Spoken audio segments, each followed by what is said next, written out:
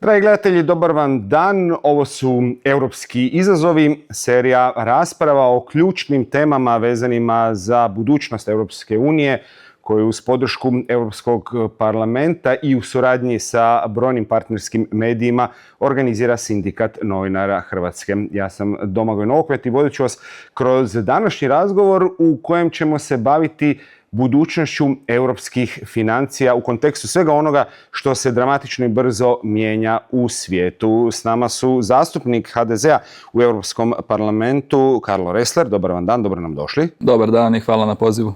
I Velimir Šonje, ekonomski analitičar, direktor Arhiva analitike. Dobar vam dan, dobrodošli. Dobar dan. Gospodine Ressler, za početak, vi osobno u Europskom parlamentu fokusirani ste prvenstveno upravo na financijski aspekt naše zajednice. Da, od 2019. član sam odbora za proračune, od ovoga mandata vodim i Europsku pučku stranku kao koordinator unutar odbora za proračun, što nam postaje sve relevantnije u kontekstu i početka pregovora o novom višegodišnjem financijskom okviru, ali i cijelom nizu drugih pitanja koje su relevantna i za Hrvatsku, ali i za Europsku uniju.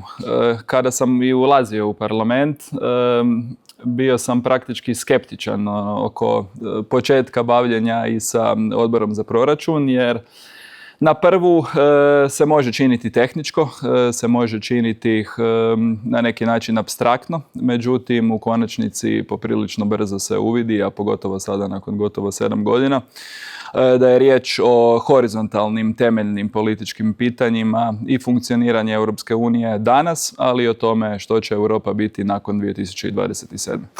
Gospodine Šonje, povijesno od zajednice za ugljeni čelik preko zajednice pa do Unije, Europa je nekako uvijek kao najveći alat imala tu svoju ekonomsku moć. Koliko je ona danas i dalje možda nešto najjače što Europska unija ima i koliko je uopće ono što kolokvijalno nazivamo proračun Europske unije unutar te europske gospodarske moći važan ili manje važan element? Ovako, danas smo skloni podcjenjivati ekonomsku moć Europe zbog toga što kada se gledaju nove tehnologije, umjetna inteligencija, digitalizacija, činjenica je da i SAD i Kina predvode u većini tih tehnologija, a Europa tu na neki način slijedi. Međutim, ako gledamo fundamente, ako gledamo veličinu preko 18.000 milijardi eura bruto domaćeg proizvoda, ako gledamo veličinu tržišta, broj stanovnika, stupanj razvoja, socijalni standard, Europu nikako ne treba podcjenjivati u tom srazu 3 velika bloka u fragmentiranome svijetu. To je ovako jedna generalna, ja bih rekao, konstatacija. Naravno da uz starenje stanovništva kao jedan temeljni proces on donekle umanjuje te dugoročne potencijale, međutim sa sličnim problemima se i drugi susreću, na primjer Kina. Da ne bi mislili većim. Dakle, da ne bi mislili da je to samo nekakvo evropsko pitanje. Sada, proračun. Dakle, europski proračun, makroekonomski, za cijelu Uniju ne znači mnogo.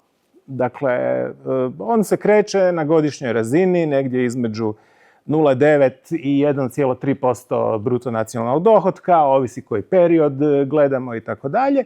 I kada to usporedite sa nacionalnim proračunima, koji dosežu 40, 45, 50 pa i više postotaka BDP-a, jasno je da su financije, kao refleksija politike, na nacionalnoj razini i dalje dominantne. Međutim, mi imamo neke, treba još dodati da za Hrvatsku, to što za Europu to nije veliki novac, da tako kažem, za Hrvatsku je naravno vrlo bitan. Jer kako mi koristimo sredstva kroz kohezijsku politiku i druge mehanizme, značaj priljeva, neto priljeva europskih sredstava, kad kažem neto, ono što dobijemo minus ono što uplatimo u taj europski proračun, on je makroekonomski izuzetno bitan. Ovo je 26. je još jedna godina velike važnosti tih sredstava, preko 4% BDP-a dolazi na taj način. Neto efekt je dakle preko 3, financijski. No, ako se vratimo na Europu, dakle, to pitanje fiskalne federalizacije ono zapravo još nije u velikoj mjeri otvoreno, iako s tim ću i zaključiti uvod, nakon što je u vrijeme kada je pokrenut nacionalni program oporavka i otpornosti, dakle reakcija na lockdown i pandemijsku krizu 2020. izdane su zajedničke obveznice, čime je dodan jedan novi mali element u taj proces postupne fiskalne federalizacije. Hrpu pitanja ste sad zapravo i naznačili koje ćemo pokušati obraditi u ovom razgovoru. Krenimo redom. Treba li Europska unija dobiti ozbiljniji budžet u usporedbi sa snagom gospodarskom Europske unije, da bi se mogle u ovom novom svijetu ostvariti neke nove stvari, da bi se recimo moglo ozbiljniju industrijsku politiku razvijati? Je li vrijeme za jedan snažni korak prema onome što Velimir naziva fiskalnom federalizacijom? U suštini čini se nevjerodostojno. Ako sa jedne strane imamo deklaracije, ako imamo nekakve postavljanja nekakvih političkih prioriteta, koje ne prati adekvatna financijska podrška. Jasno je također da nisu svi europski problemi u pitanju financija, da se ne mogu niti svi europski problemi riješiti samo sa više sredstava. Ali se svi politički problemi reflektiraju i na financije. Apsolutno. I u suštini kada govorimo danas o većim potrebama, prije svega za obranu, sigurnost, zbog različitih okolnosti, ali prije svega zbog brutalne ruske agresije na Ukrajinu, sada već 4 godine.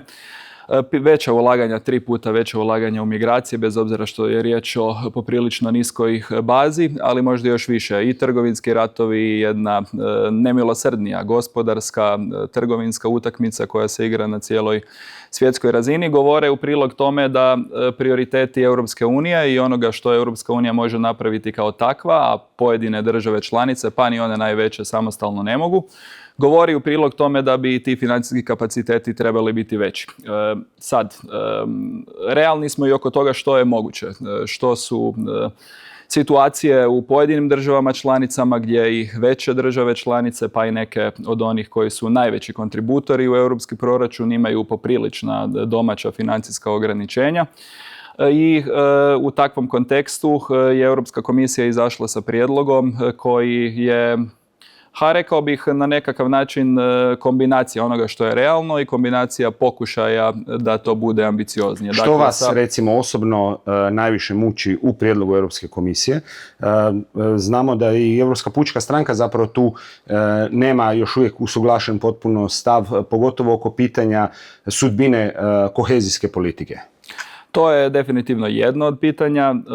U suštini omjera balansa između ulaganja u smanjivanje razlika između država članica, gdje je i Hrvatska proteklih godina poprilično profitirala, dobila, ali jedne veće svijesti o tome da Europa kao zajednica mora biti konkurentnija, da veću fokus treba staviti i na gospodarstvo, ali i na izvrsnost u tom gospodarstvu. Hrvatska se podigla od 2013. godine sa nekakvih 60% prosječne europske razvijenosti na danas gotovo 80%, dakle BDP-a po glavi stanovnika. Međutim, činjenica je da će sljedeće korake biti teže napraviti nakon tih 80%, da je potrebna neka veća razina i konkurentnosti i produktivnosti i da to nije problematično jedino za Hrvatsku. Ono što želimo naglasiti u toj dinamici između fokusa na konkurentnost, ali isto tako i važnosti kohezije i po temeljnim ugovorima, političke važnosti, političke delikatnosti i osjetljivosti, je da svi krajevi Europe trebaju profitirati u konačnici od europskog proračuna. Da, mislim da je potpuno jasno da je nemoguće uspoređivati europski proračun sa nacionalnim proračunom i u smislu njegovog opsega, ali i u smislu toga da je on poprilično investicijski, da je riječ o financiranju projekata različitih i da smo doživjeli taj jedan, kako se to tada zvalo, Hamiltonian moment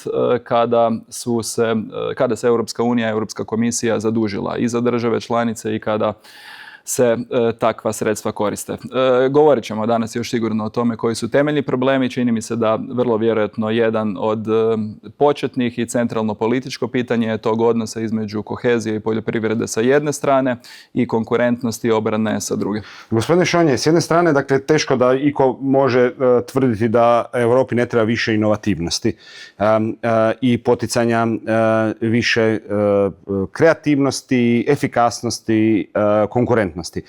Ali s druge strane, ako se sve karte stave samo na tu stranu, potpuno jasno da će europska periferija zaglaviti u nevoljama koje mogu biti samo sve veće i veće. Sa neke strogo teorijske pozicije, može li se kako balansirati fair odnos prema koheziji i zajamčiti istovremeno Europskoj uniji napredak koji je potreban za opstanak danas? Ja mislim da može, to nije igra sa nultim zbrojem.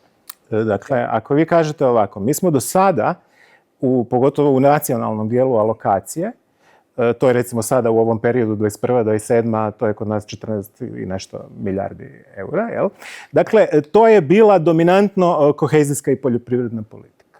Međutim, i sada vi imate ove, ajmo ih nazvati, zajedničke natječaje na koje se svi mogu prijavljivati, koji su dio programa recimo Digital Europe, Connect Europe, Horizon za istraživanja i razvoj i tako dalje. Ali tu kad se netko iz Hrvatske prijavljuje, on konkurira sa bilo kim drugim ko se prijavljuje iz neke druge.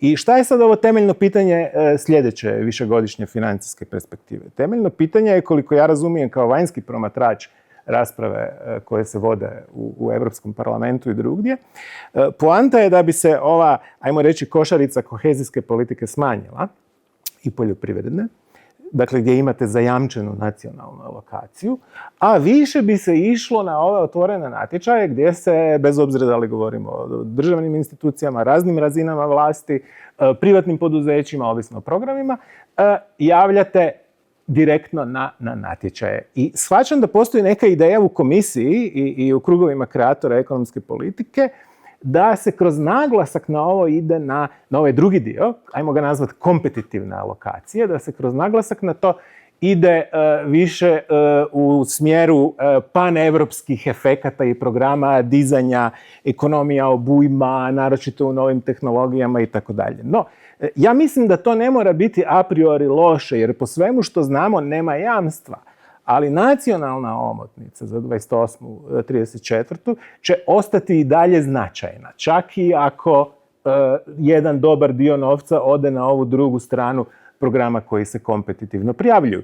A i tu ako nastanu nove tehnologije, nova poduzeća, u Austriji, Njemačkoj, Francuskoj, nije bitno, oni će opet u svojim lancima nabave trebati isporuku određenih roba i usluga koje dolaze iz cijele EU. I tu je opet onda neka indirektna prilika da se naši proizvođači i ponuditelji usluga i roba pojave ne na europskim natječajima, nego kao dobavljači te konkurentnije, inovativnije i produktivnije europske ekonomije. Iz hrvatske perspektive, kako bi bilo idealno politički, odnosno što vi priželjkujete kao taj balans između tog novog megafonda i istovremeno zaštite kohezijske politike, koja je, nemojmo se zavaravati, užasno bitna za zemlje poput Hrvatske? Pa idealan ishod bi bio bez ikakve dileme, ne samo za nas, nego za cijelu Europsku uniju, da i Hrvatska uspije, znači, kvalitetno iskoristiti svaki od tih eura koji je na raspolaganju, prije svega iz ove sadašnje omotnice. Drugo, izboriti se za pametna, smislena pravila u kojima će i tih 16,8 milijardi eura koje sada komisija provizorno predviđa kao nacionalnu alokaciju za razdoblje od 28.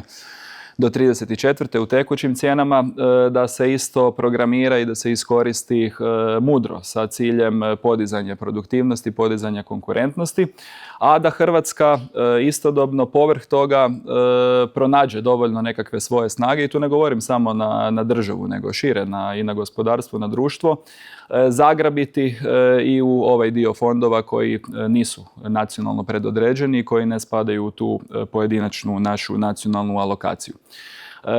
Taj takozvani drugi stup koji bi se sada trebao fokusirati na konkurentnost podiže svoja izdavanja u nekakvom širem obimu, bez obzira što je teško raditi usporedbe jer se mijenja i cijela struktura, ali u nekakvom širem smislu ulaganja u konkurentnost sa nekakvih 17% europskog proračuna dugogodišnjeg na 30%, što je značajno povećanje, ali je i pozitivan signal. To je nekako najistaknutiji i najsnažniji signal europske okretanja prema konkurentnosti u tom financijskom smislu. Jasno, to sve dolazi i uz cijelu ovu raspravu koja se sada vodi u Europskom parlamentu parlamentu i na razini Europske komisije o smanjenju administrativnog opterećenja, o produbljivanju jedinstvenog tržišta, ali u ovom smislu proračuna mi podržavamo znači takvo povećanje, ali jasno je također da za Hrvatsku, za usporedive države i tih 30%, praktički sada trećina europskog proračuna, mora doprinijeti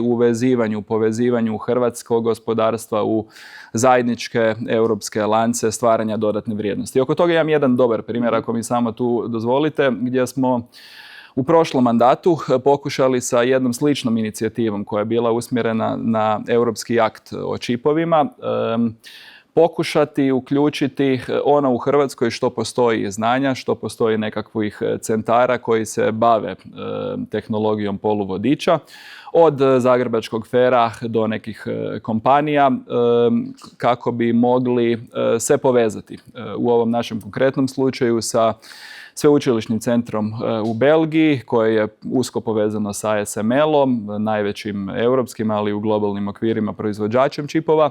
Znači, ne sa nekakvom nerealnom ambicijom da se u Hrvatskoj stvara nekakva takva tvornica, nego u smislu da se na bilo kakav način mogući potakne i još malo povuče Hrvatska ono što već ovdje imamo u takvom jednom konkretnom području koje se tiče čipova, u zajedničko europsko financiranje, u zajedničke europske lance vrijednosti gdje onda taj čip koji se dizajnira ovdje u Zagrebu može biti testiran na pilotnim linijama u Belgiji. To je jedan primjer, ali mislim da je to primjer koji bi trebao funkcionirati na sličan način i za Fond konkurentnosti u širem smislu u sljedećem razdoblju. Gospodine Šonje, stvari se mijenjaju i mimo priče o eventualnom smanjenju prostora kohezijskih sredstava za manje efikasne, naprosto zbog geopolitičkih okolnosti. Sporazum sa Mercosurom je doduše sada na sudskoj provjeri, ali je tu.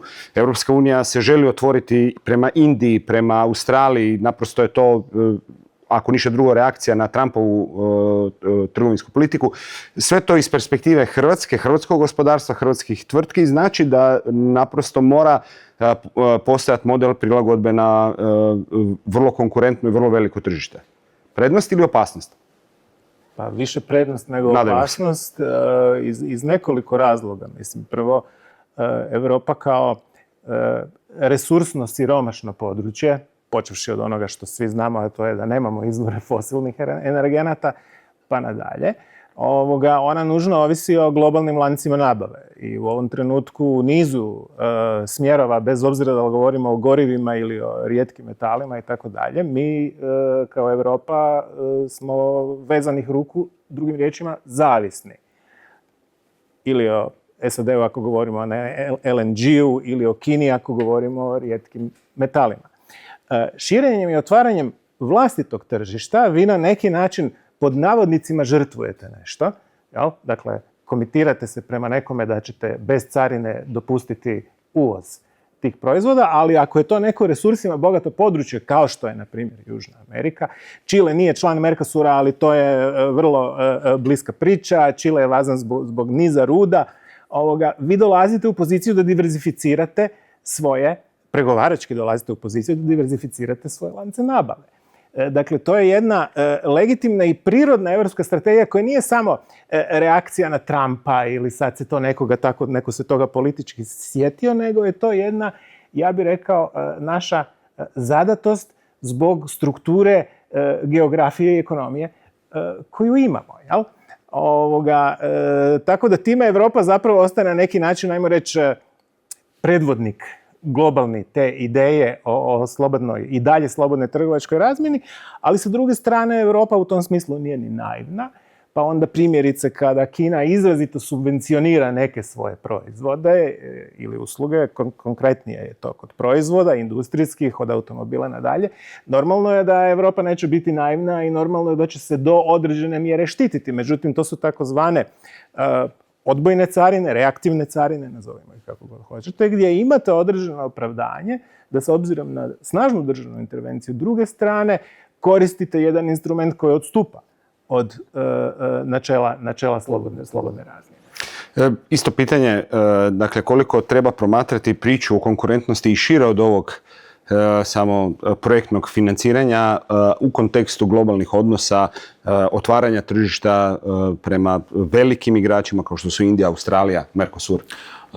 Oko toga za nas nema nikakve dileme. Mislim da je to apsolutno jedan dio važan cijele te puzle. Aktualne spomenuli smo i napore za smanjivanje administrativnog opterećenja koje je poprilično važno, pogotovo za mala, srednja poduzeća. Spomenuli smo da, jednim dijelom i taj dio koji se tiče financiranja. Ali zadržimo se samo sekundu, oprostite, baš na ovome. To je, rekao bih, Mercova glavna želja, odnosno Njemačka je ta koja u ovom trenutku nastupa kao promotor deregulacije, odnosno popuštanja ili debirokratizacije, ne znam koja bi bila možda bolja riječ za opisati.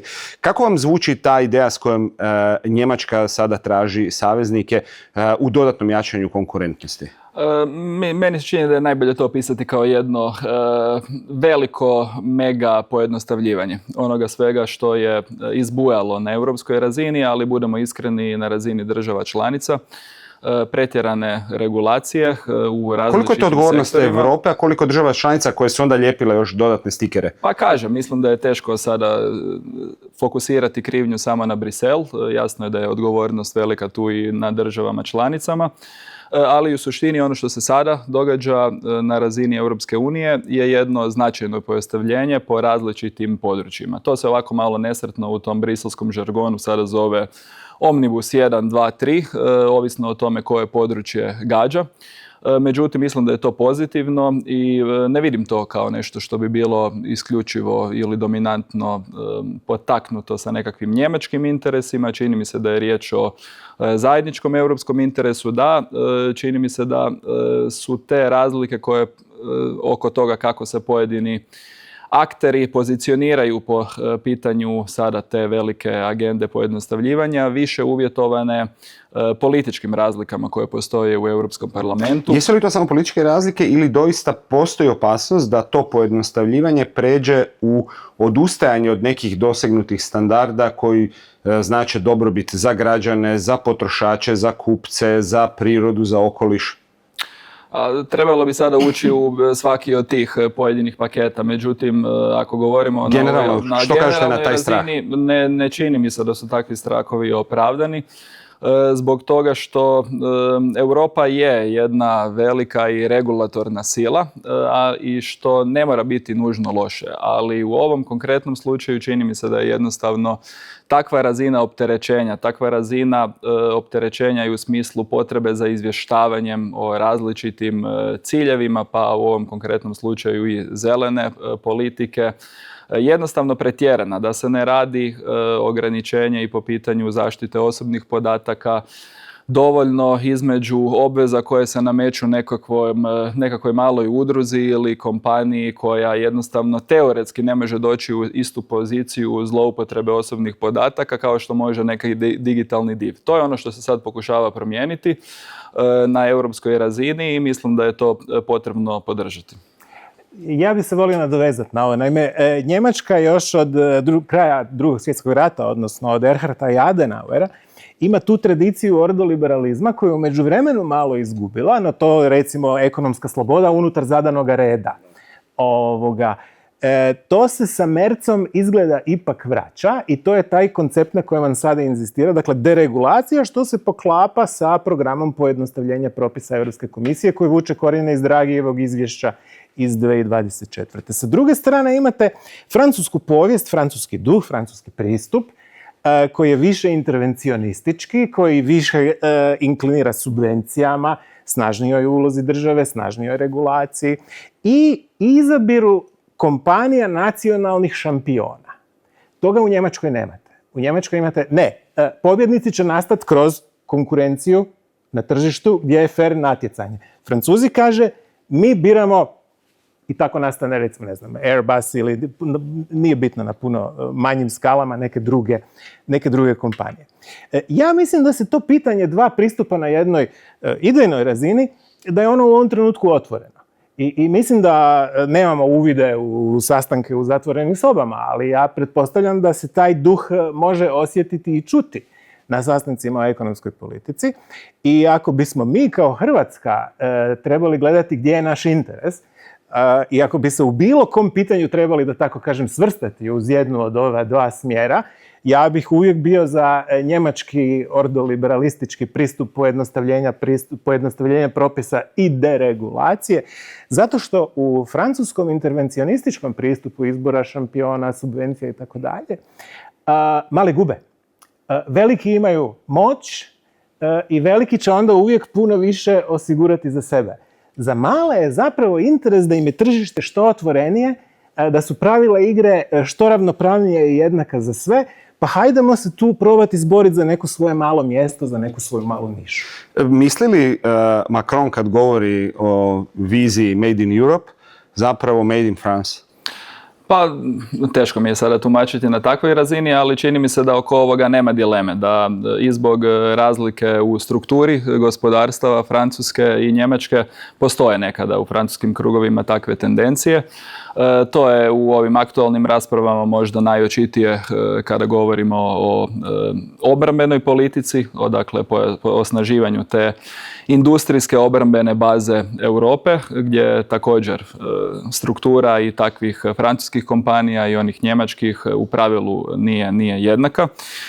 Međutim, čini mi se da se nekada prenaglašavaju te razlike, da je riječ ne samo o teorijskim konceptima, nego da takvi koncepti se zastupaju i na europskoj razini i u nekoj mjeri i bore za prevlast. Međutim, u smislu nekakvog pokušaja osiguravanja zdravog, socijalno-tržišnog modela koji uzima u obzir i prije svega i možda sada nešto više nego što je to prije bio slučaj, protržišne elemente i imperative u ovim aktualnim okolnostima i slobodne trgovine, ali i unutra smanjivanje tih barijera kako bi se do kraja ujedinilo zajedničko tržište, ali odbacivanja tih administrativnih barijera i tereta.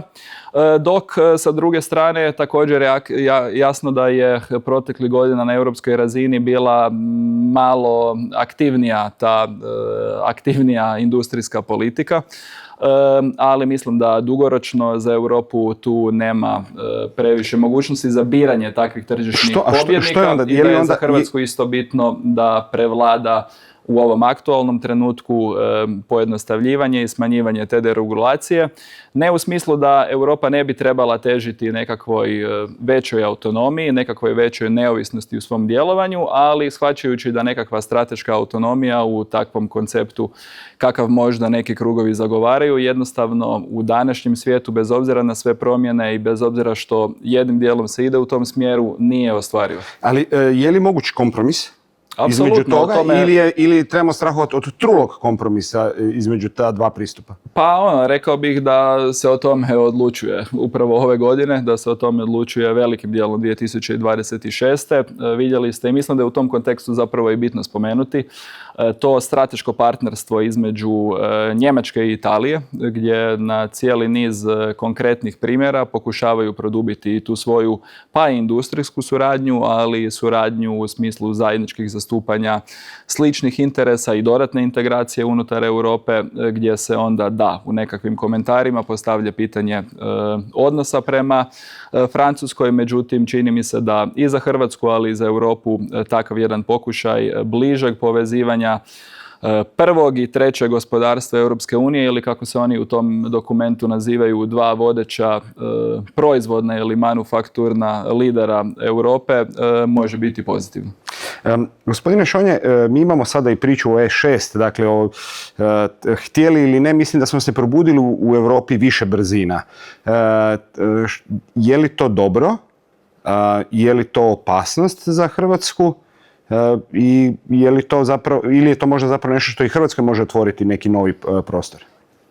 Opasnost može biti samo ukoliko bi se strategija hrvatske politike unutar Europske unije promijenila. Dakle, ukoliko bi Hrvatska iz bilo kojeg razloga i bilo koja politička opcija kalkulirala sa time da bi nam bilo možda bolje da smo izvan nekog, ajmo ga nazvati, užeg kruga, jel? Tu može nastati objektivna opasnost. Za sada ja tu opasnost ne vidim, jel? Sigurno je da će taj uvjetno rečeno uži krug, on će se formirati po različitim pitanjima. Mi sad već vidimo koalicije voljnih u pitanjima obrane su drugačije od koalicija koje se formiraju za neka druga pitanja i to će biti jedan delikatan balans u svemu tome. U ekonomskim temama koje su nam danas tema, za sada još uvijek to ne vidimo, iako moram podsjetiti da je euro područje upravo jedno takva po definiciji, jel? Uža pa koalicija i uža grupa i Schengen, upravo tako. Mi smo tu i ne samo da smo unutra, nego smo i vidjeli vrlo velike benefite od svega toga. Jel? Kad biste nekome skeptiku morali nabrojati neki od benefita koje je neupitan po vama? Pa ovako, mislim, ja se s tim susrećem gotovo svaki dan u javnoj komunikaciji. Jel, meni ljudi kažu euro je uzrokovao inflaciju, kako možeš biti za euro? Jel, ti si se zalagao za euro, ti si pogriješio i tako dalje. Ljudi su pobrkali da nije euro izazvao inflaciju. Zemlje koje nemaju euro su imale veći inflacijski val 2022. 2023. nego što ga imala Hrvatska.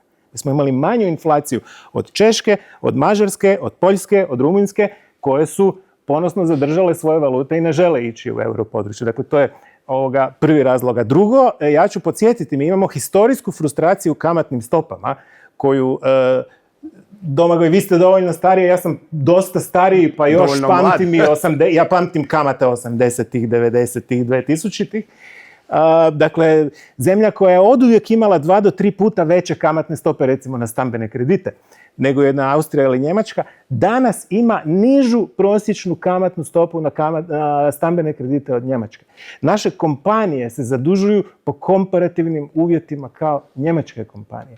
Dakle, odjedanput su te financije i financiranje ove tradicionalne bankarske postale naša komparativna prednost. Pa to nije palo sa neba, nego je rezultat prvo procesa pristupanja, već su se benefiti vidjeli u procesu, nakon ulaska u Europski tečajni mehanizam, bankarsku uniju i sve je kulminiralo nakon prihvaćanja eura. Gospodine Ressler, unutarnji krugovi koji se formiraju, vi ste sad skicirali rezultate ili planove osovine Italije i Njemačka, E6, je li to nešto što je neka ubrzana prirodna evolucija Europske unije koju je sad potakla možda okolina? Pa čini mi se da smo spomenuli već sada da ono što su nekako možda najveći simboli europskih integracija i euro i Schengen zapravo funkcioniraju na sličan način, da funkcioniraju za jedan, doduše veći dio država članica. Ovo što govorimo o strateškom partnerstvu Njemačke i Italije ne vidim na takav način, to se izričito navodi da je ideja povezati i uključiti, da to nije nešto ekskluzivno, ali mislim da može biti korisno za Europsku uniju. Ali da, postoje najave ne samo u ovom obrambenom smislu, u smislu ujedinjavanja tržišta kapitala. To je nešto što se trenutno spominje. Moj dojam je da bi na jednoj široj razini trebalo pokušati integrirati i ujediniti Europu, ali opet naći ravnotežu i balans između toga da jedan manji dio država članica koji ne želi ići dalje, koji to ne želi produbiti, ne može u konačnici usporiti ili onemogućiti cijeloj zajednici da se na taj način razvija. Tu mislim da je posebno važno razdvojiti nekakve normalne nacionalne razloge koji su ipak temeljeni na jednoj dobroj volji i suradnje u okviru onoga što je moguće i prema ugovorima. Možda je važno još spomenuti činjenicu da i ugovori i danas predviđaju tu mogućnost pojačane suradnje, bliže suradnje koja će postojati u nekim konkretnim područjima, međutim mislim da je za Europu važno da pokušamo zadržati to jedinstvo što je više moguće oko što je više stvari moguće. Trebamo li strahovati ne od toga da Hrvatska neće htjeti ovo ili ono, nego od toga da se stvori neki uži krug u koji možda nećemo biti pozvani zbog svoje nevelikosti? Ne vidim da se to trenutno događa na europskoj razini. Ne vidim da bi se i veće države članice, mogle suočiti sa svim europskim izazovima i svjetskim izazovima samostalno. Zbog toga mi se čini da smo svi upućeni na još veće povezivanje, na integraciju, ali na još jednu veću razinu političkog zajedništva, koja možda nekada je teška, ali u ovom konkretnom smislu korištenja europskih sredstava važno je osigurati i to će biti jedan pravi test i tog europskog jedinstva, da se da prilika i onim manje razvijenim državama članicama da nastave hvatati taj korak sa najrazvijenijim dijelovima Europe, jer u konačnici onda to povezuje Europu kao takvu. Gospodine Šonje, režim 28, tako kad govorimo o briselskom rječniku, još jedan pojam koji može zvučati ili apstraktno ili komplicirano. Što bi to jačanje unutarnjeg tržišta trebalo donijeti i što je ono što tu Hrvatska eventualno može priželjkivati? Pa ja mislim da takozvani režim 28, dakle da približimo, zapravo se radi o zakonu o poduzećima koji jednako vrijedi svuda, jel? Da. Na području cijelog jedinstvenog tržišta. Ja mislim da je to dobra stvar. Sve što vodi jedinstvenom tržištu je dobra stvar. Možda najveći benefit uz euro je upravo jedinstveno tržište gdje je naš interes da ono funkcionira što otvorenije, što bolje, da mu lakše pristupamo. I kada govorimo o budućnosti EU-a, onda takvi projekti koji su na tragu i ove cijele priče oko pojednostavljenja propisa, otklanjanja barijera i tako dalje, to je ono što je, ja mislim, pravi europski, a i naš interes. Dok kad dođemo do pitanja fiskalne federalizacije, znate, kad su u pitanju porezi i državni izdaci, tu treba biti jako oprezan. Ja tu nisam fiskalni federalist. Dakle, ja sam za to da nacionalne države tu i dalje nastave držati uzde čvrsto u svojim rukama, a za ovaj manji dio alokacije tih 1,5% BDP-a godišnje koliko prolazi kroz europski proračun, se treba boriti da ti projekti budu što bolji i da imamo pristup. Postoji li nešto srednje između potpune europske fiskalne federalizacije i toga da Europska komisija ima samo 1 do 2% budžeta na raspolaganju? Gledajte, to je pitanje povijesne evolucije. Niti Sjedinjene Američke Države nisu bile federacije od samoga početka. Fiskalno, SAD je tek sa Rooseveltom, i to drugim Rooseveltom, 33. nadalje, bitno povećao udjel federalnog proračuna. Praktički do početka 20. stoljeća, dakle prvih 130-40 godina, vam je američki federalni zajednički proračun bio vrlo sličan evropskom, 1,5% BDP-a. Tako da ima vremena. Europa je mlada. To ljudi često podcijenjaju. Znate, imate puno ovih koji predviđaju raspad stalno, jel? I zalažu se za izlazak. Europa je zapravo jedna relativno mlada tvorevina. Ajmo reći, sa Maastricht bila je zajednica i tako dalje, ali sa Maastrichtom je ona rođena. Jel? Dakle, mi tu govorimo o 30-ak i nešto godina, ako sam dobro izračunao. Prema tome, za fiskalnu federalizaciju ima dosta vremena. A i čini mi se da je usko povezana sa nekakvom pravom političkom unijom koja funkcionira velikim dijelom tako i sa izravno izabranim Europskim parlamentom, ali to je jedina izabrano tijelo Europske unije. Je li to put kojim treba krenuti? Je li zapravo sljedeći pravi korak? Nedavno sam razgovarao na tu temu sa Božom Kovačevićem. On smatra da je to pravi put, da nama trebaju u sljedećem koraku Sjedinjene Europske Države. Pa mislim da put produbljivanja suradnje među europskim narodima sigurno je put kojim treba krenuti u ovakvim geopolitičkim okolnostima kada je svijet opasniji nego što je ikada bio. Ali bih kvalificirao to sa time da će europskom jedinstvu i na nekakve duge staze više doprinijeti jedan realni pristup oko toga što stvarno je moguće. Meni se čini da fiskalna unija danas jednostavno nije moguća zbog različitih političkih sustava, zbog različitih političkih okolnosti, zbog toga što naše prave političke zajednice jesu unutar naroda. To je nemoguće promijeniti nasilno, se ne želi promijeniti nasilno i mislim da svi oni koji pokušavaju na jedan taj naivniji način to pokušati ostvariti, ne doprinose u konačnici jedinstvu Europske unije. Za sam kraj htio bih da analiziramo još detaljnije sadašnju poziciju Hrvatske u odnosu na ono što nas čeka. MPO je Hrvatskoj doista donio puno toga dobroga. Međutim, jesmo li ga iskoristili na najbolji način? Kritičari kažu da, ako to mogu ovako banalizirati, previše smo ulagali u cigle ili ulažemo u cigle i asfalt, a premalo u nešto što će osigurati dugoročni rast. Pa to mi se čini da je jedno od ključnih pitanja, zato što za razliku od nekih drugih država članica, primjerice Danske, koja je imala manje od 1% BDP-a kroz taj nacionalni plan oporavka i otpornost ili mehanizma na europskoj razini. Hrvatska je imala praktički 13% svog gospodarstva kroz nacionalni plan oporavka i otpornosti i jasno je da je za nas to puno veće financijsko, ali onda i političko društveno pitanje.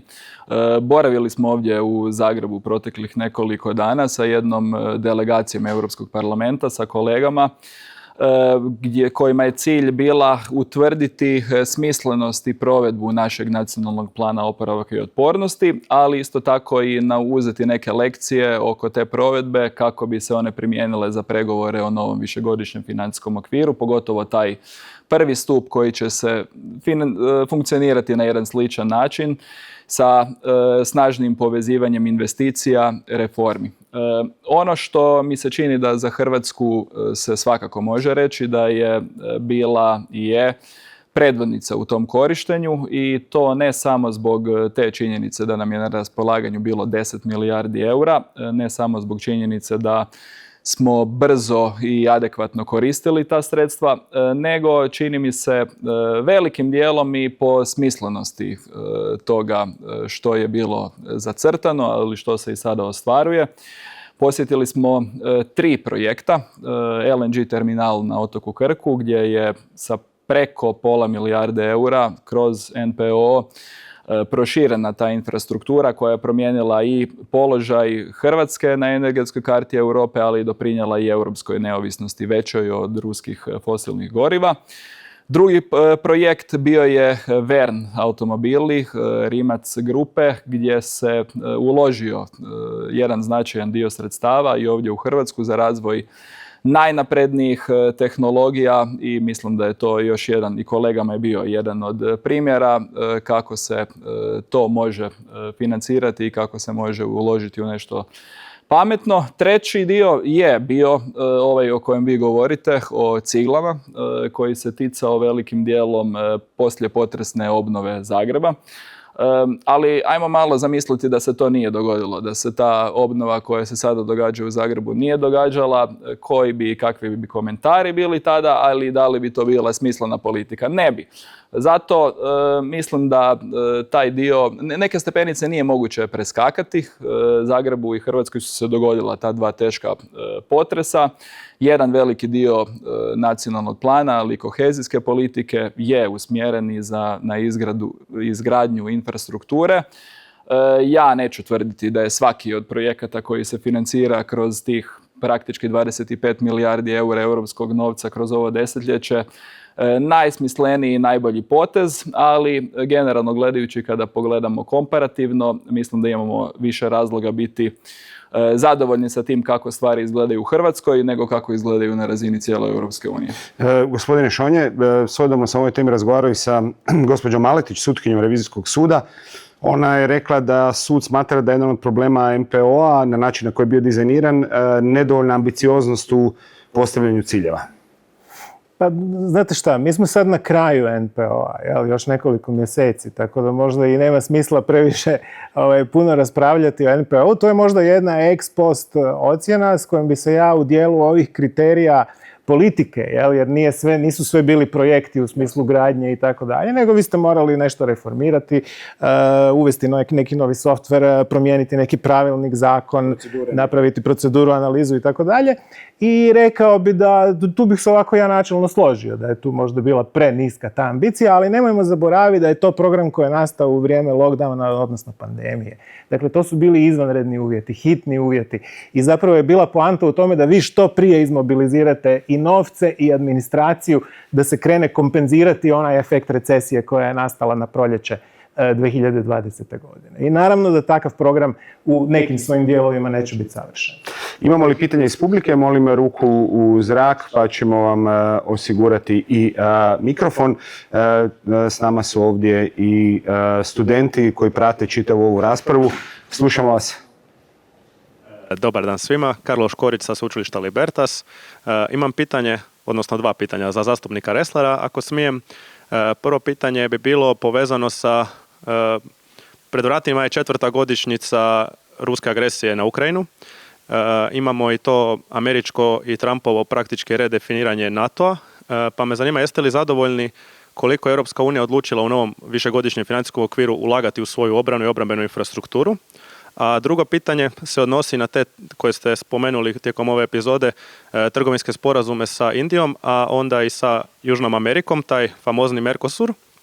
Vi ste bili jedan od zastupnika koji ste glasali za taj sporazum Mercosur i mene sad zanima koja je onda bila vaša motivacija iza toga i koje prednosti vidite tog sporazuma s obzirom na velike kritike tog sporazuma i rizik od loše kvalitete proizvoda, od rizika za domaće proizvođače koji će se možda maknuti s tržišta zbog niže cijene iz Južne Amerike, pa evo čisto ako možete i dati svoje mišljenje o tome. Idemo kroz oba pitanja za početak, dakle rast izdvajanja za obranu, ali baza je mala.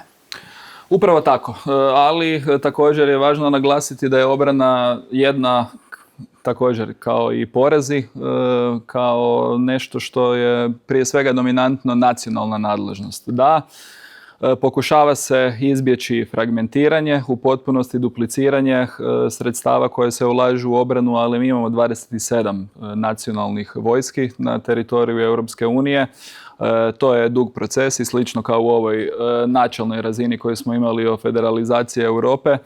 Ne čini mi se da su nekakve zajedničke europske vojne snage na način kako se to ponekad predstavlja kao europska vojska, nešto što će se dogoditi preko noći ili nešto što je realno ostvarivo skoro.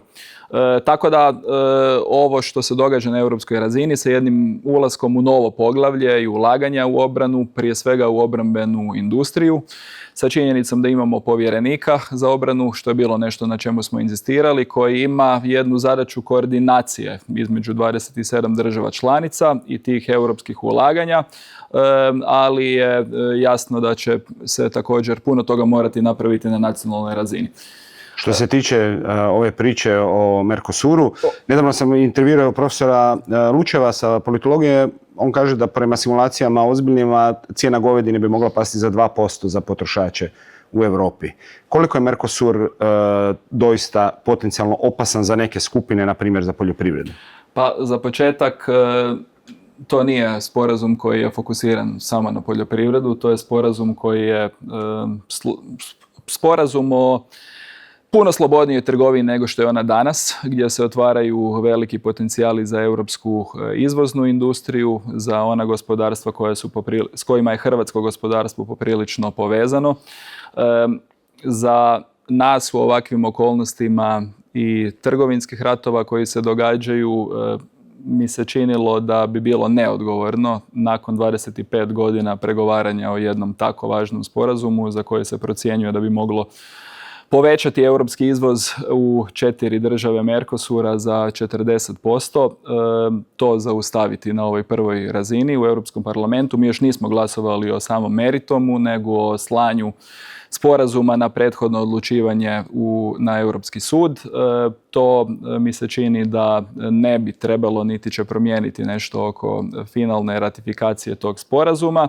A što se tiče zabrinutosti koja je postojala u određenim krugovima poljoprivrednika, čini mi se da je ona puno veća u onim državama koje su poljoprivredno i gospodarski povezaniji sa te države.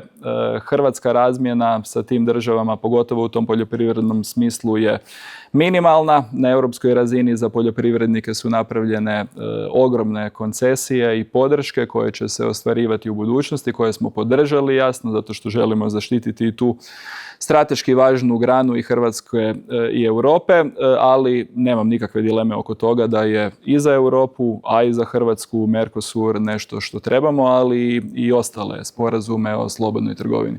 Za sam kraj, gospodine Šonje, MPO je na isteku. Hoćemo li plakati za tim novcem? Hoćemo se probuditi u nekoj noćnoj mori ako smo se ovako navikli? Ne, noćne more nema, nismo džanki, da tako kažem. I prilagodba ide postupno. Dakle, apsolutno od iduće godine se smanjuje intenzitet priljeva kako bruto, tako i neto u odnosu na BDP. Međutim, on ostaje i dalje značajan. Moje neke grube simulacije za narednih 4 godine pokazuju da to ide sada na nekakvih sa 4 i nešto ove godine, na oko 3, nešto posto sljedeće godine i ne pada ispod 2,5% BDP-a do kraja ovoga desetljeća. Taj pad će se, relativnog značaja će se nastaviti.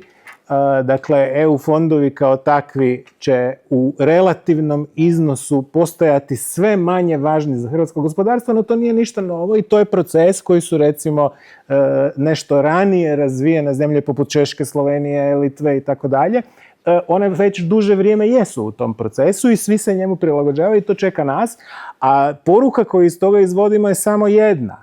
Kako značaj javnih sredstava relativno pada, značaj privatnih investicija mora narasti i kompenzirati ovaj manji priljev. I tu dolazimo opet do konkurentnosti, produktivnosti kao ključnim zamašnjacima bez kojih nema novih privatnih ulaganja. Dakle, čeka nas jedna nova faza i obnova nakon potresa će biti dovršena u tom periodu.